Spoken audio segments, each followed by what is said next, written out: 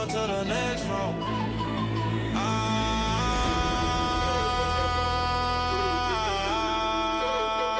Yeah. Welcome to the next room.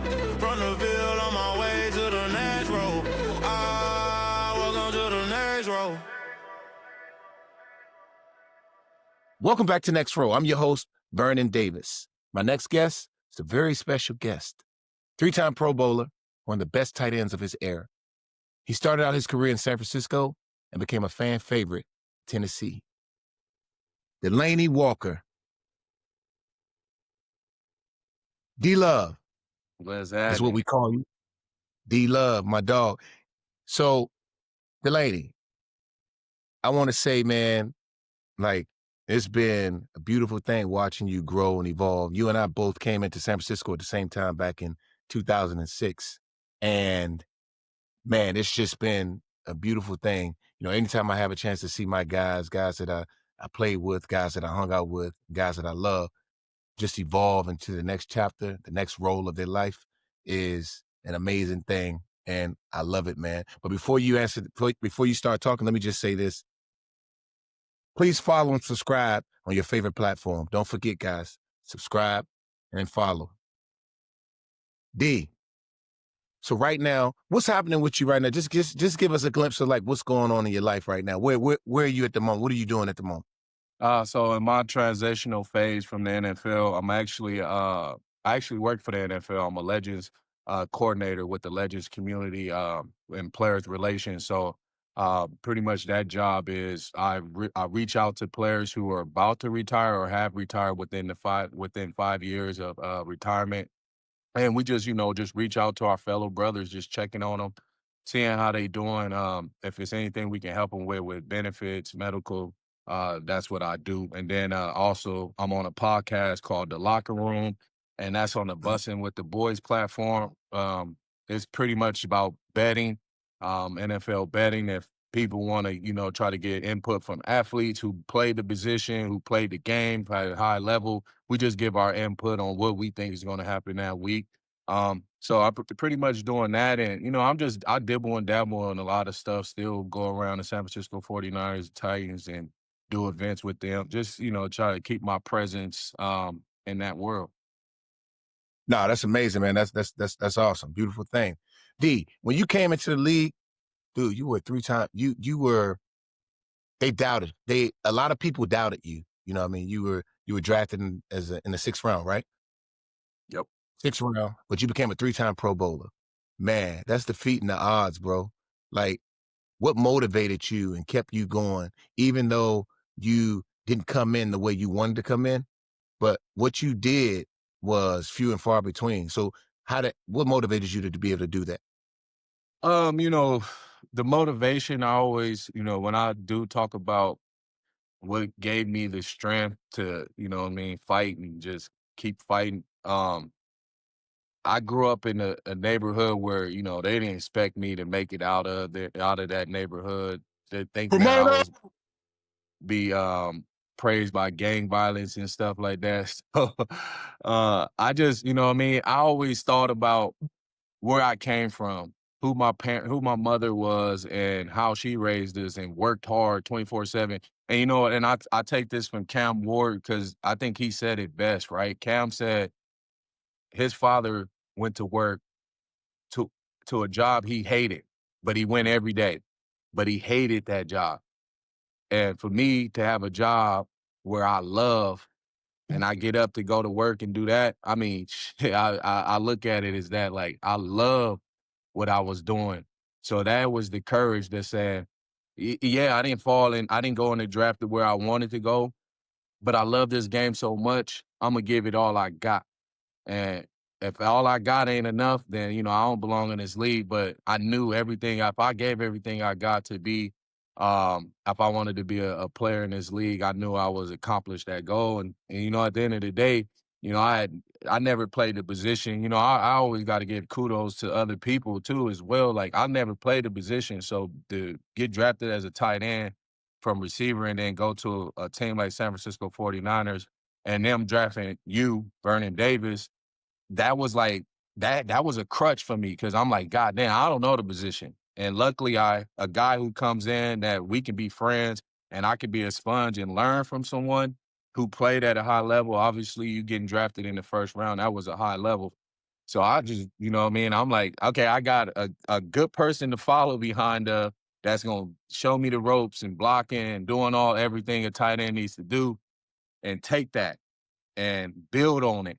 So that's how I worked, you know what I mean? I was grateful to play with you and learn from you.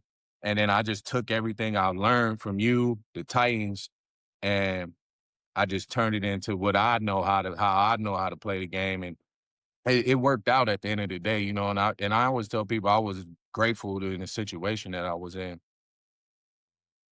Yeah, no, that's awesome. So was football the only thing you had? Because you grew up in Pomona, right? Pomona, California, which is rough. I mean, Larry Allen, rest in peace. He grew up there, and it was tough. It was tough upbringing for you. So was that also some of the motivation behind you achieving some of the success that you've had? Yeah, you hear people, when you hear people say, I don't care about this, I can go back to the hood.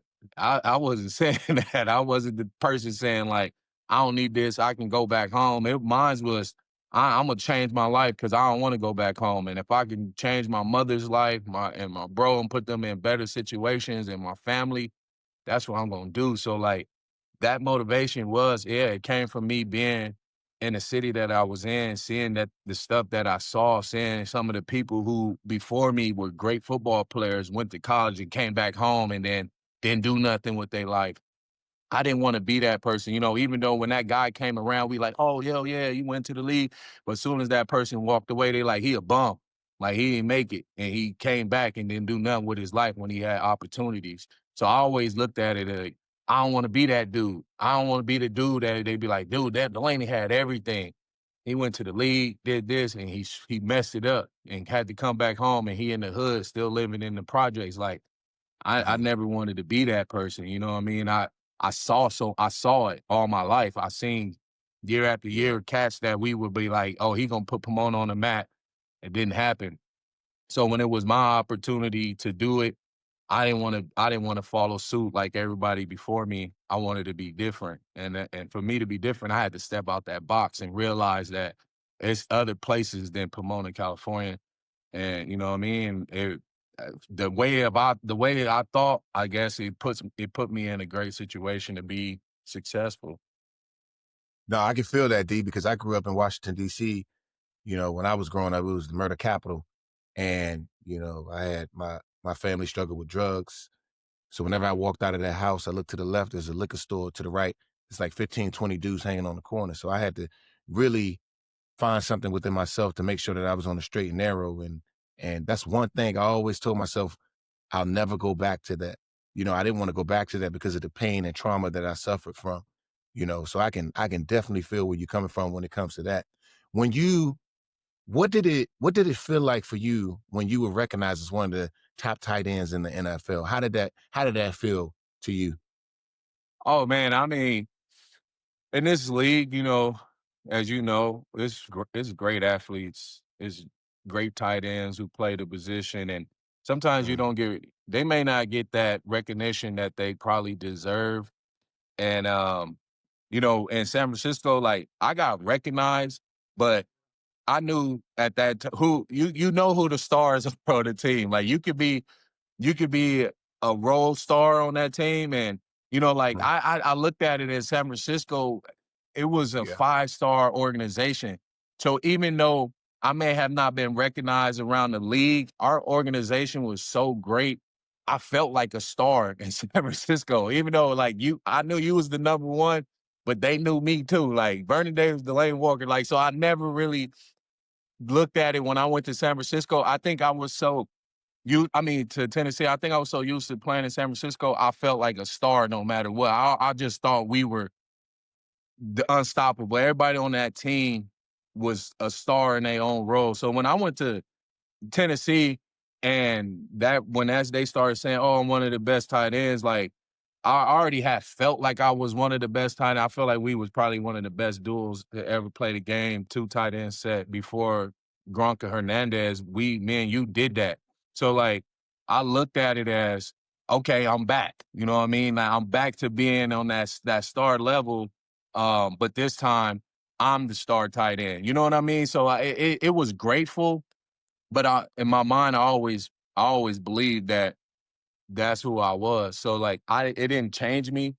I think it just made me more of a leader, I would say, when I was in San Francisco. Because in Tennessee, in San Francisco, I didn't feel like I was a leader. Like I was a key player on that team, but I never thought I was a leader. And I think when I went to Tennessee and I became that star tight end, my leadership grew. Yeah, I can feel it. I definitely know what you mean by that. That's dope, man, to see your journey, see you evolve like that. Yo, imagine when we were in San Francisco, I saw that you were up for the Hall of Fame. They had you nominated or voted. You made that Hall of Fame list. And I was just thinking when I saw that, I was like, man, you and I were both on there. Dude, Yeah, that was crazy. imagine us being back in San Francisco and they really, really utilized us the way they should have, right? Because a lot of people will say that they didn't utilize us the way they needed to. You know what I mean? I mean, you got No. 2 tight ends that were future Hall of Fame candidates, right? So if they used us, bro, like that would have been crazy. That would have been Yeah. crazy. Just both of us together all the time. You know what I mean? We were like the 1 and 2 every single play. Well, it took a while. Like I mean, you got to remember when we came in, we had Mike Nolan. Um, you know how that went. You know what I'm saying? Like even though like I wasn't so you got put in the fire. They was like first round, this guy got to play. Like so they was giving you opportunities and you took advantage of them, but our team wasn't great. And then we get Mike Singletary. Y'all had a hate love relationship. You know what I mean? And you went from going crazy to plateauing. With him, and then Jim Harbaugh comes in. Jim Harbaugh goes, we have Vernon Davis and Delanie Walker, both fast, but this how we gonna trick them. You know what I mean? Send Vernon at the middle, send Delanie on the corner. It was the dynamic. Obviously, we didn't get used the way we should have. And when Jim Harbaugh came in, I feel like he exploited the tight end position, right? Like the double tight end set. They didn't know who was getting the ball. I think you had 17 touchdowns one year, just went nuts. And I don't know if you still hold that record, but it was Sure. like that's how we was supposed to be used. But it came late. You know what I mean? It came at the last 2 years of my contract where Jim Harbaugh was like, Vernon Delane need to be on the field every play. And that's when, you know what I mean, I start building my resume as, okay, he can play tight end. He could probably start as a tight end. I knew once that happened that I was probably about to walk because they wasn't gonna pay me what I wanted because you were already the star tight end. And that's how they told me, like, Vernon is it. And I'm like, I understand Vernon is it. I can never say I can take Vernon's spot here in San Francisco, but I want to felt like I'm a backup tight end, pay me as that. And they was like, we'll find another person to do what you do. You just block. So I was like, oh shit, okay, I'm out of here, obviously. And then so when I went to Tennessee, they was like, they told me like, yo, we know Vernon was the man, but we seen glimpse out of you that we feel like you can be the man here. So all I needed was someone to believe in me and give me that opportunity because I knew that me and you on the field together, yes, it's unstoppable. But now I go to another team, we don't have that dynamic. So I'm like, oh shit, you know what I mean? This is where I can shine now and like I said, just being able to play with another tight end like you and myself, you don't see that on other teams. It's hard to find 2 tight Mhm. ends that can run. That's in the low fours. You know what I mean? You ran a 4.3, I ran a 4.4. So it was like, where do you find this? And I knew when I went to another team, they would never have a Delanie, you know what I'm saying, or Vernon Davis. So like I had to look at it as I have to be both in these positions. I got to be able to block. I got to be able to catch. Because that's what they expected. Because when they seen us and picked me up, they seen a 2 tight end set. I literally got paid off of that. I didn't have any stats in San Francisco. I had maybe 30 catches by the end of my 7 years there, 30 catches. So they That's crazy. never knew what to expect, but they saw every time I watch film with them, it'll be me and you. And they'll be like, "What route was that Vernon ran?" I'm like, "Oh, it was like a post, go post, skinny post." And they was like, "We want you to. Can you run these routes?" And I'm like, "Of course I can run these routes." Like, I mean, I'm the blocking side there. Like, I loved it. I said, "Vernon, go for the routes. I'll block." Man, shit, you ran routes better than I ran routes. It was crazy. They forget Yeah, you but came in as a receiver, so a lot of those routes, you know what I mean? It was like it was just effortless. You know, you could just yeah, do it. But that was just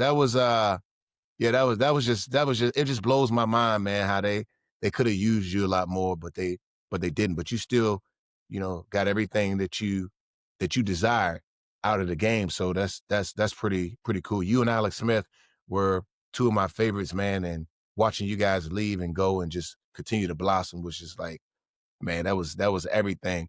Who was when it comes to quarterbacks, like you played with quite a few quarterbacks in your time, who did you have the most chemistry with? damn, that's crazy. Yeah, that's a good question. Like every quarterback I play with, bro, I ain't gonna cap. Like every quarterback I play with, I like. You know what I mean? We can go down the line, like you said, Alex Smith, Trent Dilfer, Chris Winkie. I mean, Jake Locker, um, Ryan Fitzpatrick. But if I was to say, the best chemistry I had and maybe help pave my way with my career, it's got to be Marcus Mariota. Just because I think the 4 or 5 years we was together, that's why I stacked up all my stats and that's why I'm able to be on the Hall of Fame list is because I'll have to say Marcus Mariota. Marcus Mariota. Okay. Okay. That's a good one. I like that. I like that a lot, man. This the quarterback position is a very special position, man. And as a wide receiver, tight end, if you don't have that, then you know how hard it is, man. We went through hell before we got to the top. Yeah. Games and just having success and all that stuff. It was just extremely tough, man. So, I can definitely attest to how you feel as far as having having a good quarterback. It was Yeah, it was crazy, bro. It was crazy. crazy It was work. I crazy. mean, you know how our offense was in San Francisco. We didn't know who we really was until I would have to say G-Roll came in. When G-Roll came in, I think he figured out the the sauce of like how we gonna use Vernon, how we gonna use Frank Gore, how we gonna use Bruce Miller. Like, and it's crazy because like all those names on offense and to figure out how we gonna let everybody touch the ball. Michael Crabtree, Randy Moss, Mario Manningham. I mean, it's crazy to think about, like the team we had, and for you to have the touchdowns you had, the yards you had, it's crazy because like we had so many people on the team. You know what I mean? And my last year there, Alex gets hurt. We put in Kaepernick. Now the dynamic changed, right? We not gonna throw the ball as much as we did because now we starting that read option. We kind of invented that in the NFL, and it goes crazy. You know what I mean? It's like, do we care about getting the ball? Do we care about winning? Sometimes, and you gotta think about that sometimes because like when you're on a sorry team, it's like, give me that ball. I want the ball, y'all. We suck. I gotta get these passes so I can get this money, get up out of here. But when you win, and it's like, as long as I'm winning and we go to the Super Bowl, everybody gonna get paid. Because I'm a prime example. We go to the Super Bowl, I only have 30 catches the whole season.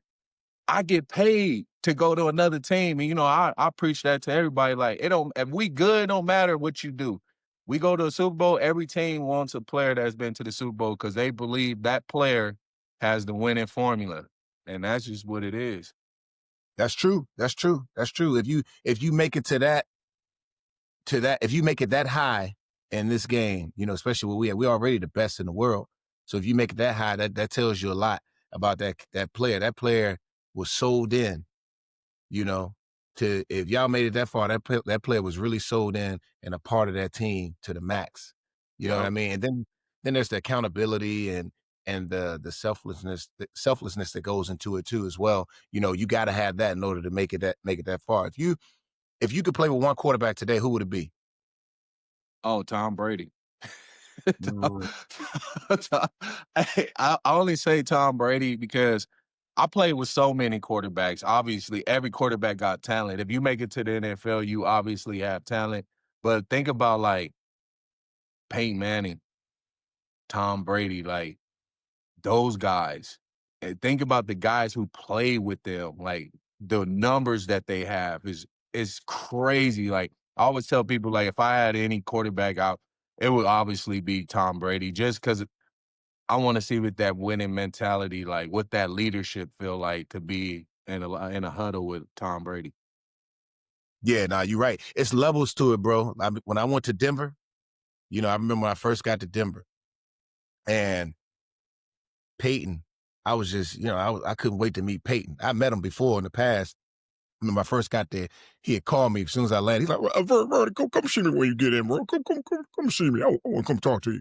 So, man, I was like, even from that call, I was like, man, this guy's serious, man. It was nice for him to reach out to me, show leadership, accountability, and all those things. But, dude, he would take over. I've never seen this before. I mean, it was like he was the offensive coordinator in the meetings.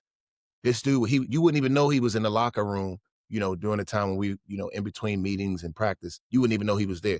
But when it was time for practice and games, that dude stood out like a sore thumb. So being able to witness that was amazing, man. It was just a special thing. And not only that, he a great player, he was a great human being. So, it was awesome to see that. You know what I mean? And I Yeah. I know, Delanie, I know you, I want to pivot. I know you're a huge car guy. In San Francisco, you always had some of the best vehicles, man. Um, and one of the vehicles that you had, I think it was a Mercedes. I couldn't remember. I think it may have The been a Mercedes. CL63. When I saw that car, I had to go get me one, bro. I had to go get me one. So you always made you had from old schools to new school, you always had the best vehicle. What is your favorite car in your collection right now? If my favorite car right now in my collection would have to be the '57 T-Bird, drop top, all original. That'll be one of my favorites right now. Okay, D, I think you sideways right now. I don't know why you sideways. Let me see. Yeah, Yeah, there we go. I had it sideways, then it turned. I don't know what the phone turned, but it's all good. All Yeah, that's right. fine.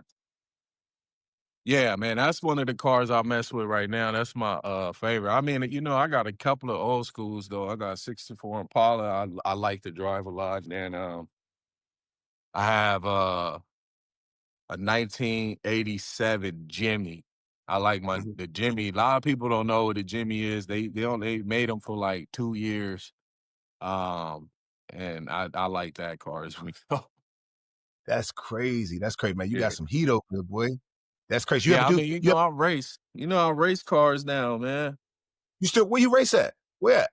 Oh man, everywhere. Bowling Green, Huntsville, the Music City Raceway. I mean, we anywhere. I go a lot of places. If it's some money involved, I'm traveling. Man, that's crazy. That's crazy. So can you feel the difference in your driving as you continue to race? Yeah, I mean, as I drive, so I only drag race. I don't do tracks. Like I just go straight.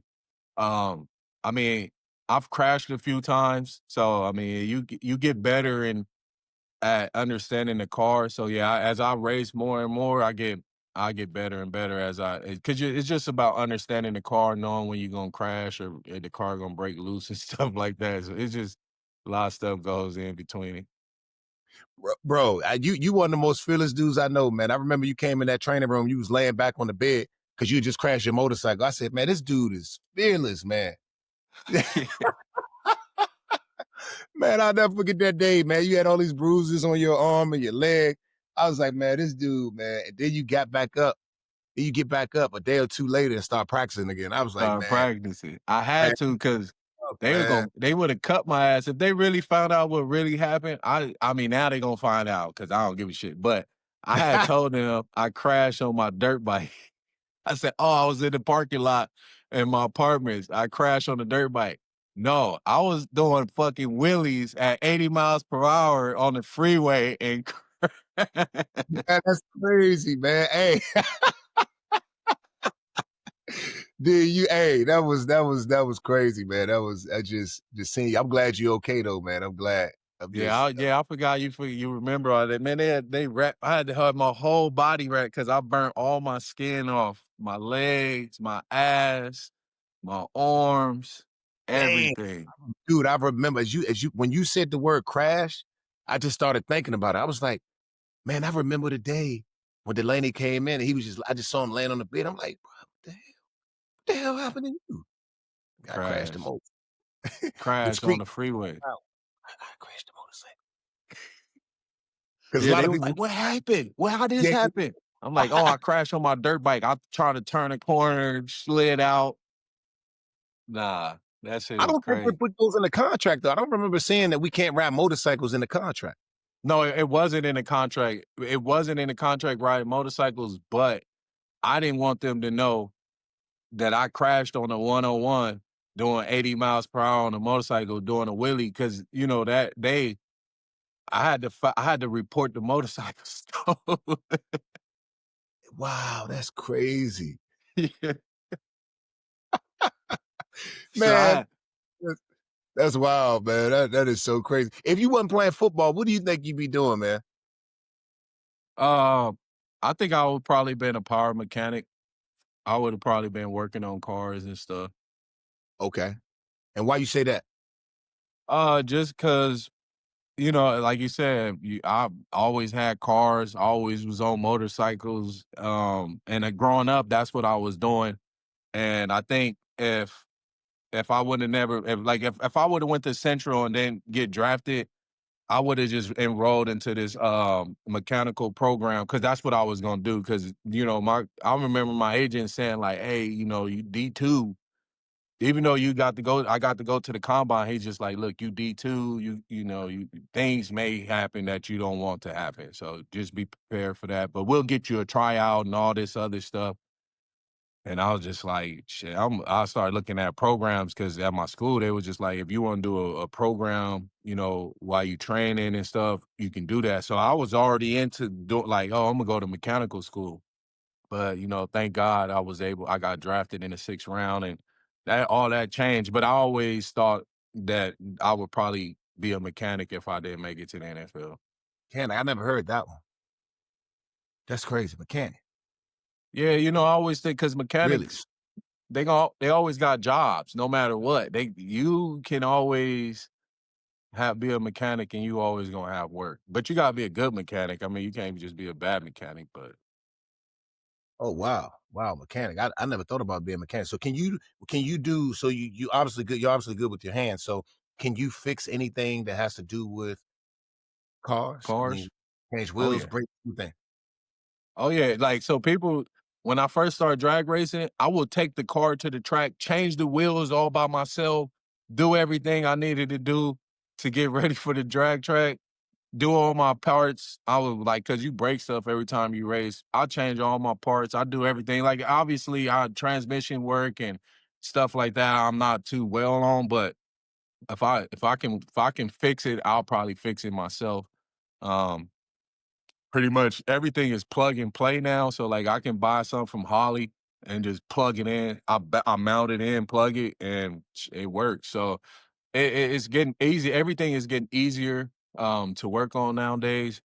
So I mean, yeah, if I can fix it, I usually do. Wow, wow. That's incredible, man. See, that's what I'm talking about. We play football, but there's so many different things, layers underneath of us that we have inside that we really don't even know, but we can tap into them after the game is over. Yep. And football is just a small part of our life. Like, I don't think people really realize that, but it's so small, bro. Like, our Very. life won't really start until after the game is over. Everything that we're going to become is gonna happen right now, Delanie. Right Yep. now.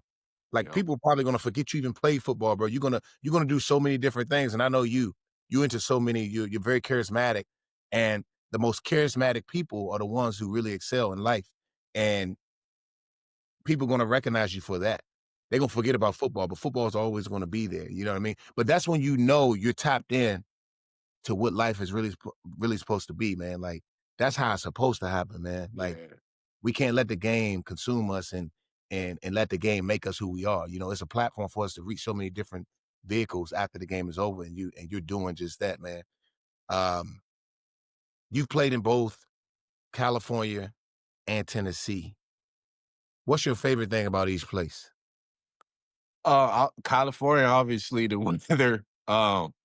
It was never really, really hot when we had to practice, and it was like beautiful every day coming outside to practice and do stuff. And then the culture, being in San Francisco, San Jose, it was like we pretty much had everything at our fingertips. If you can go to San Francisco, you can club, you can eat the fanciest restaurants, or you can go to San Jose and go to the hood shit. It all depends on what you prefer. So like I loved everything about San Francisco, the people, the weather, um, obviously the culture surrounding football, great, one of the best ever in the NFL. And then in Tennessee, I would have to say I just like how it's peaceful, it's family oriented. Here, like you can walk in the streets and they may know who you are and they won't even bother you. They won't ask you for a picture. They won't ask you for nothing. They may take a picture from over from the side, but they won't bother you. They're not rude. If you tell them, oh, wait, if they do come up and you eating or something, be like, hey, when I get done eating, I'll come up. They be like, hey, thank you so much. Even if you don't, thank you. Like they so appreciative here. And I like that about Tennessee. Oh wow, that's amazing, man. I remember in San Francisco, I used to go home every off season because I couldn't go anywhere. Like, dude, I was at the shoe store. We were at, I believe it was Foot Locker or one of those. What's the Shoe store? Palace. Shoe Palace. I was at Shoe Palace with my son, taking him to get some shoes, and I turned around, it's like 25 people behind me, like waiting for an autograph. I was like, man, I can't even go anywhere. I can't go to restaurants, anything. And look, I'm not saying I love it. I loved it, and I love it still, but sometimes it's just like, you know, as as athletes, celebrities, we want to be able to just go places and just get some things done, like shopping with our kids and things of that nature. But some people don't really be thinking about that stuff, man. They just No, want, they don't. they just want what they want, and that's just how it is. Who was the funniest teammate you ever played with?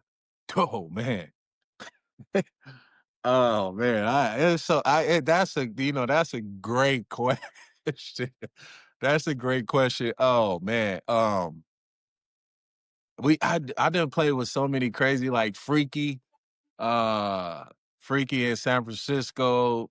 Remember Cuzzo who said he went first round? What was old buddy name who said he was? Yeah, You were, you're not talking about Juicy. Was it Juicy or T Clayton? no, not Juicy, but not Juice. Wait, no.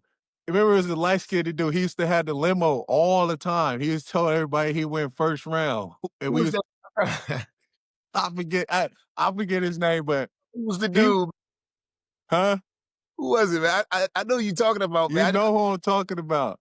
It was He that used was to, he say he went first round, you went first round. He told everybody, he used to be like, yeah, I went first round. We like, nigga, you did it.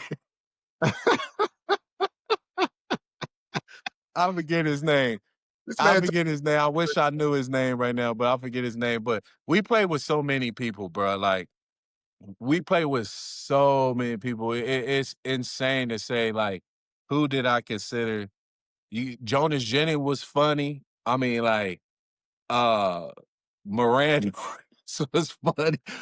Like Do you remember Thomas Clayton? Thomas Clayton was funny, but he was crazy though. Bro, you remember when Thomas Clayton went to coach's house to pick up his daughter?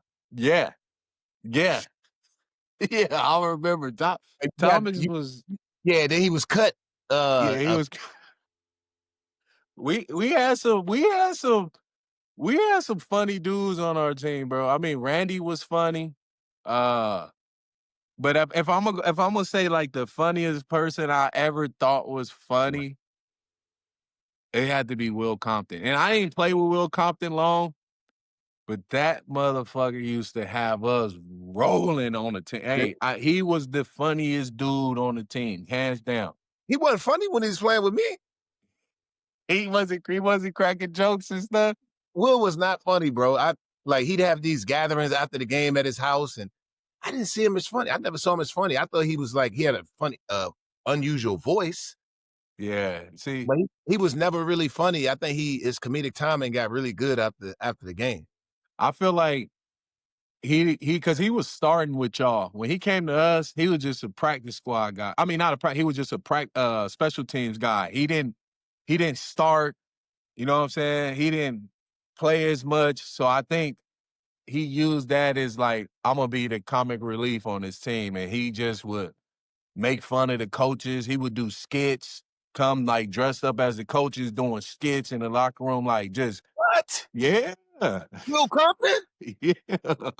Bro, come on, you got to be kidding me, man. No, I didn't like. I always knew Will. Like I didn't know him, but I remember us playing against him. I'm like, Will Compton, hell yeah, you're a great linebacker. That's when I'm thinking he gonna come in and be the starting linebacker. No, that doesn't happen. He actually comes in. He the funny guy on the team. I'm like, I didn't expect this from him. Hey, Wow.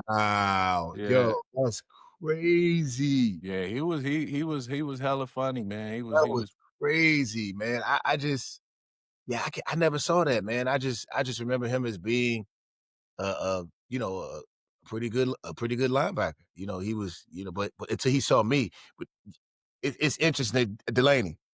You and I, we had something that most of these tight ends probably will never have, right? Even the yeah. guy who's playing the game now, we had speed, bro. We could run. No, we were probably always the fastest guys on the team at tight end, Yo, 245, 250 pounds. Whenever you went to your next team, I know, like for me, when I went to the Commanders, I got out there, start running. Everybody was just looking like they would, they couldn't believe how fast I was, man. Like, what did you experience that? no, I did like catch. Would start. I like they best DBs are going like first they put line. I just run past. So they put they like, dude, how fast are you?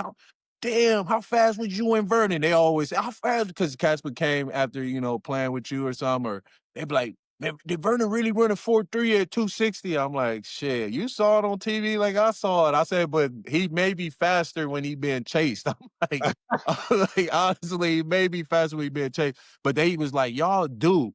You so fast. Like, I can't believe y'all play tight end. And then I'm like, trust me. I'm like, I got that out. Every time, bro, every new player come in, they be like, I go against them and I'll run them and shit. They be like, dude, why you playing tight end? I'm like, yeah, I mean, shit, that's my position now. They like, how much you weigh? I took 248. They like, and you running that fast? Like, yeah, bro. When I get the ball in my hands, I'm a lot faster. Like that's Man, that's hilarious, man. That's some funny stuff right there. Hey D, I want to let me remind everyone real quick that you can automatically have every interview sent to your phone directly, automatically. All you have to do is hit that little follow button on Apple and Spotify. Just hit it right there. And if you have YouTube, follow us as well. Delanie, if you could have an all-American team, like just an all-American squad, right?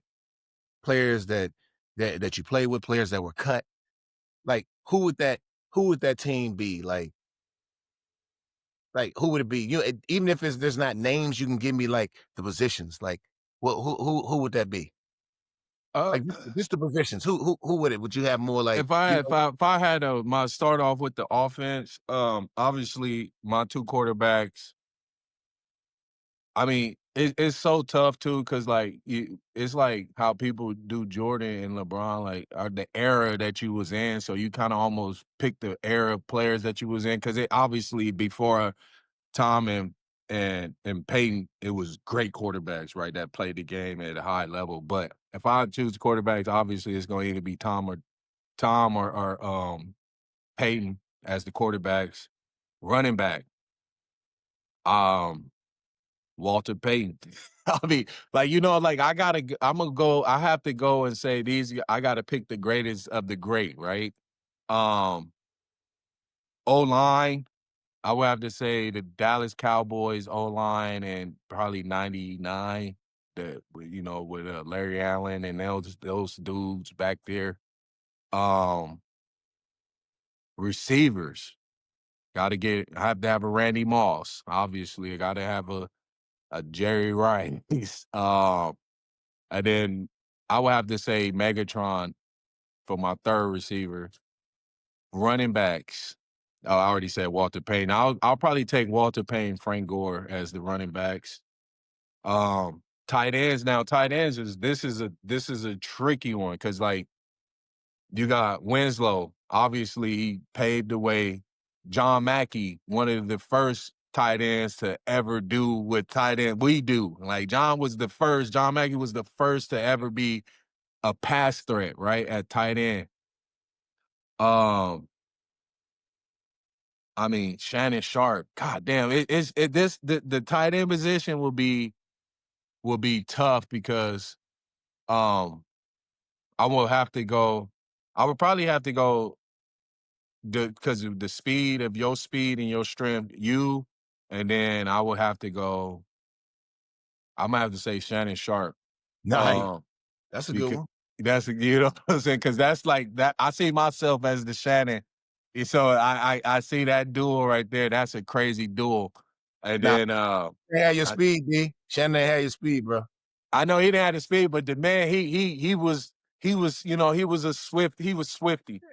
He had some stuff with him. I like his game. I Yeah. thought it was decent. I thought his game was decent. If he was a little faster though, he'd been a lot better. But Oh yeah, but if he had a little bit more speed, yeah, he would have been crazy. crazy. Um, and then defense would have to be definitely would have to say I want to take the 1985 Chicago Bears D line and linebackers. I'll take Nice. the Like, 85 Bears D line linebackers, and then I'll have to take the Legion of Boom secondary. ooh, Cam Yeah, Champ. when they was on fire, Woo. the boys was on fire. No, So what you remember what Richard told Crabtree? Don't you ever talk about me, Crabtree? now I wasn't there. He wasn't. That Oh, last one, when y'all went to the NFC Championship, I wasn't there. I was already in Tennessee. man, yeah, that was crazy. That was crazy. What's one rookie mistake you made that you can laugh at now? One rookie mistake that you can laugh at now. Ooh, rookie mistake. God damn, that's I don't know if maybe I think I partied a little too much as a rookie. I didn't take the NFL as serious as I should have when I first came in the league. I think that was a mistake of mine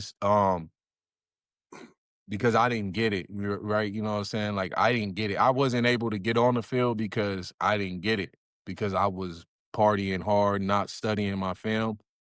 And I always look at that as something that I made a mistake at, is not trying to get on the field earlier. Okay, I can feel that. If they made a biopic of your life, who would you want who would you want that person to be? Mm. You. Ooh, snap. That's It a can be good anybody. It can one. be an athlete. It can be an actor, entertainer, comedian, whatever. Whoever. It can be your dad, your brother. If somebody was to play me, who would it be? It literally would have to be old buddy who played in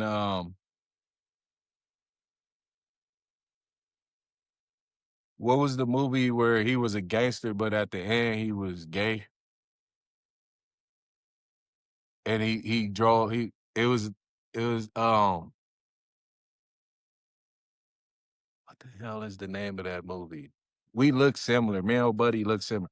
He was buff, dude. He was a gangbanger. Like, and at the end, him and the dude was gay. His best friend, they was gay together. I'm trying to think what movie was that? I can't On remember. my phone. If I had my other phone, I would find. But I can't damn, remember. it's on the tip of my tongue. But I can watch that. I can't even remember. It's all yeah, good. We it's can on the pass. tip of my tongue. What's your go-to pregame hype song? My go-to pregame hype song was YG. Um, I'm from BPP. West side, west side, west side. No, I used to all YG. I don't know why YG used to just get me any song YG had made, It turned me up. I don't know what it was about YG. Because I don't listen to him much, but only during games. Like everybody will tell you, like, D always had YG on. That's what's up. Yeah, I mess with YG. YG cool. Yeah. Yeah, yeah, yeah. It's just Especially like I feel like I had to be on some gang shit when I go out there. So like YG just make me feel like, all right, forget everybody. Like everybody can get it. You know what I mean? So that's how I felt when I played. no, I like that. I like that. I like that. No, D, I appreciate it. I know we're running out of time, but look, man, I want to say I'm gonna let you go, get back to your day because I know you're busy, man. You got a lot going on.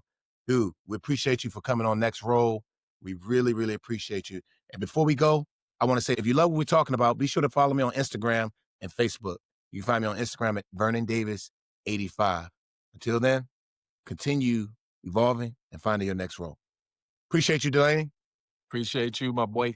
Yes, sir. I'm about to be with Justin Smith, so I'm gonna tell him you say what's up. Welcome to the next row.